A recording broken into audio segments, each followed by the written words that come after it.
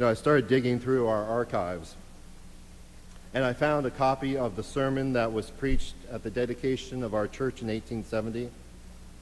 This is preached by Charles Wadsworth, who was a little bit of a celebrity preacher back in the day.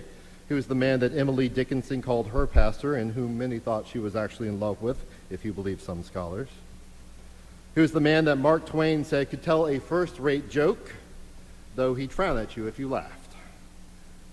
And his sermon that day was based on this same Luke passage we use today.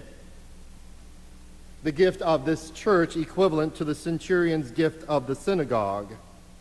And at the end of this sermon, he stressed that the spiritual gifts that will happen in this place for the people of Wayne when we come together in this building. He said, how near heaven seems when we sit in these sanctuaries. These material things, the floor, the roof, these walls, the pews, this orchestra, the pulpit, they are like a painting on a curtain that falls between us and heaven, and how thin it seems just now, how unsubstantial and how transparent. It seems to stir at the touch of our breath, and light from behind it flashes through, voices whisper. When we sit here, what does it seem life's troubles?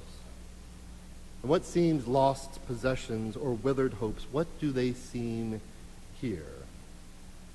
This is the precious gift of a sanctuary, he says. Had that centurion been able to build for his every friend a mansion filled with all the bright things, yet better was this gift of love, and stronger for the argument of his sincerity for the people. He loves our nation, for he has built us a synagogue. This sanctuary is a precious gift.